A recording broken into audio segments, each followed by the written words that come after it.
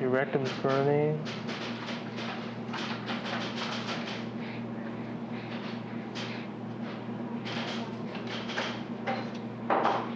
Because of spasms?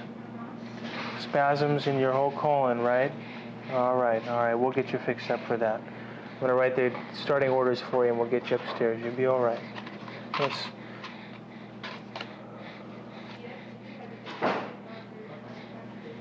All right. Well, let's just hold off on this water and we'll put the water in your veins instead. Okay, and I'll give you just a towel to put in your mouth that's soaked. No more ice chips for time being, all right? You don't need those things, all right? And I think that will getting your fluid levels back to normal will make you feel a lot better. All right, you'll be fine. All right, hang tight, partner.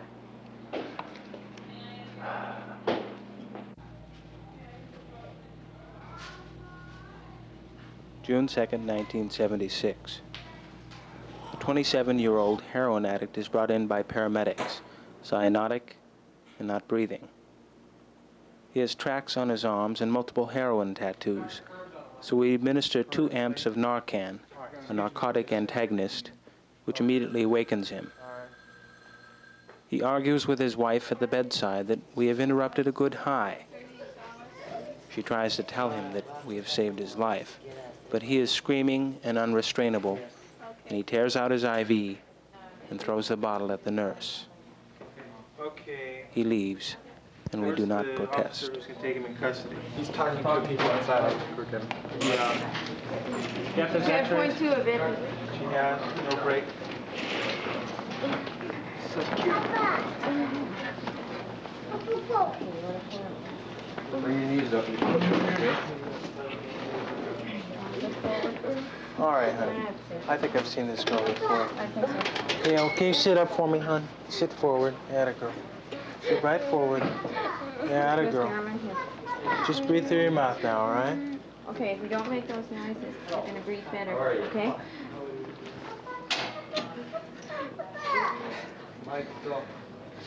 Have you had a cold recently at all? Not at all? No sore throat or anything? You can lean back. Huh? Just a sore, what? Sore throat. Can I take a peek in your throat? Why don't you give me a flashlight? That's what you're... Not scared. Open up. Yeah. Yeah, girl. All right.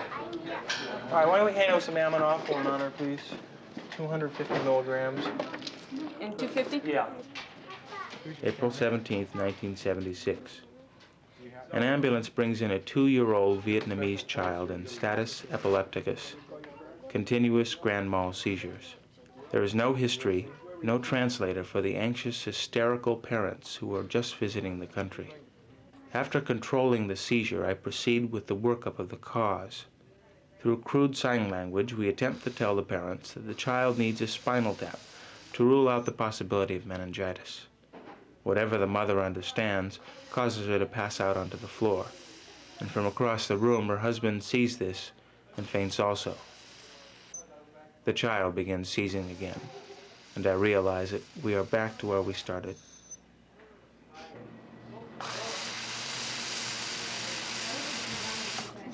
Okay, I'm going to just suppress you a little bit so you're going to feel a little bit more, all right?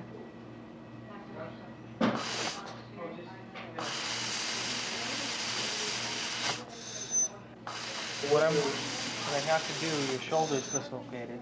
I'm going to pull, give a little bit of steady pressure, and we'll see if we can get it back in, all right? All right, here we go.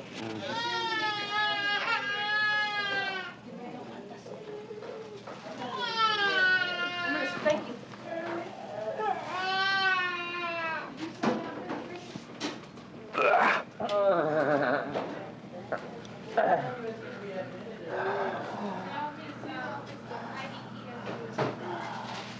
No, it's not popping back in.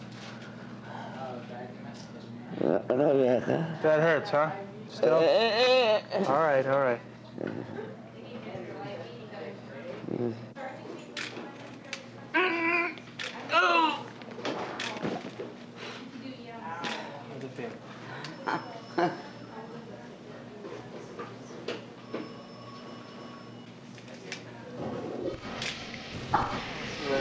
hurting in your wrist, huh? It's enough now. Enough now? Did you feel it pop up here? Yeah, here. It says snap. Yeah. Let me see you move your arm. Does it feel better? Yeah, I feel a lot better. What the? It hurts down in your fingers. No, it hurts down. I use my other hand. That still hurts up there, huh? Yeah, it still hurts. Feels better? Oh, yeah. All right. Let's get a October 1st, follow-up on this. 1977. A 30-year-old white male arrives in the emergency room with his wife. She states that her husband has just taken 16 times the recommended dose of some pills he had purchased downtown. He will not tell us what they were. He later states that they were pills called hard-on pills, that he had taken so many because they weren't working. He states that he just feels nervous, but is otherwise asymptomatic. Squeeze my fingers real tight. We call Poison Control Center, but they cannot find any information and think we're crazy besides. Good. This one up here. The patient signs out against medical advice after medical treatment and 4 hours of observation. The wife calls a day later and states that he is doing well. Stick your tongue straight out. Move back and forth. Good. Look at my fingers with your eyes. Over here. Over here. Down here. Up here. Good. All right. I think you're going to live. Yeah, I have a drink tonight too. Bite down here. Real hard. Other side now. Bite down. Good. All right. Apparently had gone out with a guy that she used to go with, and she broke up with him. And he picked her up at the restaurant where she works, and he took her for a drive, approximately an hour, you know, around the freeways and everywhere. And they started to argue some more. At which point he started to get violent and was slapping her in the face and took her to his house, and that's as far as I've gotten so far. The only problem is she doesn't want to. She's very hyper about getting examined. And we think it's a real rape, right? No, no, it's only attempted. He never, as far as I know, the furthest that he got was putting his hand down the vaginal area. And that's He didn't all actually, further. he didn't penetrate. No, no, he never even really got all her clothes on. But she's already upset about the whole thing. She's going to press charges for a rape. I don't know, because they can't convince her that she should. Because apparently the boy is a very close family friend of their family. And her best friend is his sister. Who's trying to convince her? The police? police department, that it would be a good idea to go and pick him up now, because he lives right here.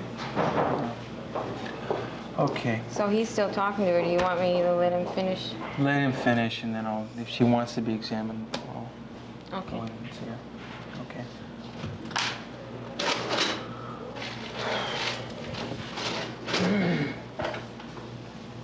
January 15th, 1976. A 52-year-old white male, chronic alcoholic, inebriated and without a place to sleep, arrives in the emergency room. We put him in a wheelchair and place him in the trauma room for lack of space. A patient with a stab wound comes in code 3, red lights and siren, while our inebriate has, unbeknownst to us, his zipper down and is urinating on the floor. A paramedic slips on the floor in the urine, which the inebriated gentleman is spraying centrifugally as he is whisked out of the room during the full arrest. They said the easier it is, the more you rub it, the smaller it gets. October 8th, 1975. Awakened at 3 o'clock in the morning by an anxious mother. She states that she has stepped on a nail 2 days previously, which has resulted in a limp. Now she notes that her 2-year-old daughter is also limping. The mother wants to know if possibly the nail was contagious.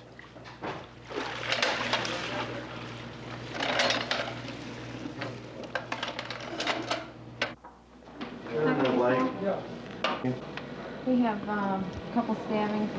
One just has a laceration to the chin. The other one has 2 stabbings, one in the chest, one in the back. And sounds good. Chest sounds good. Lungs are clear. Go ahead.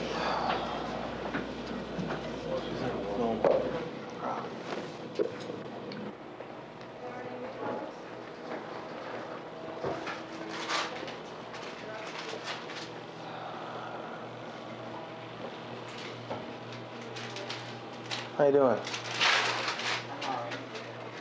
Any trouble breathing? Can you hear me? It's 160. Chest X-ray.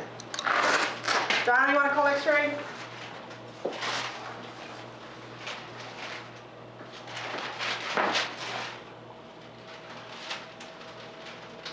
Breathe through your mouth.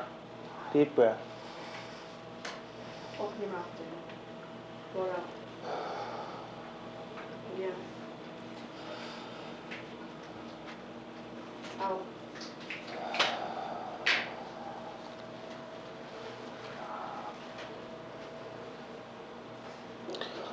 How far in did the knife go? Just got one here. Does it hurt to breathe?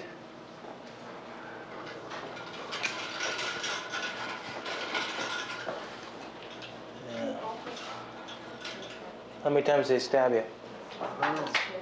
Remember anything, huh? 3 times, yes, sir. Yeah, just go ahead and get the chest X-ray in there. Get a probe.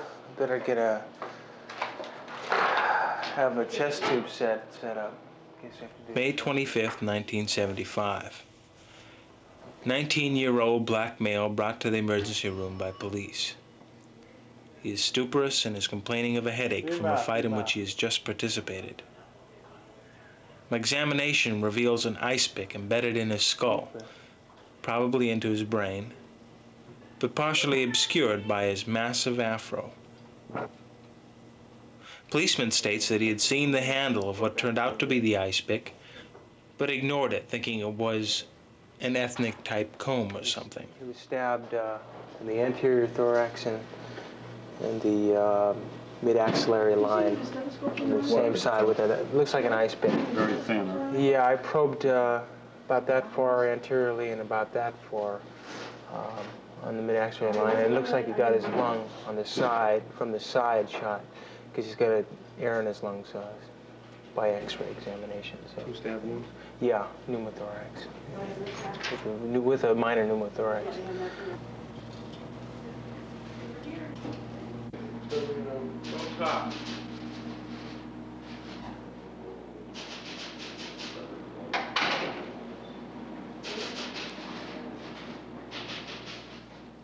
December 8th, 1975. I arrive at 7 o'clock to begin a 24-hour shift. 2 patients are already waiting. The other doctor has been up all night and is sleeping in. The first patient is a 55-year-old man who is sobbing to himself.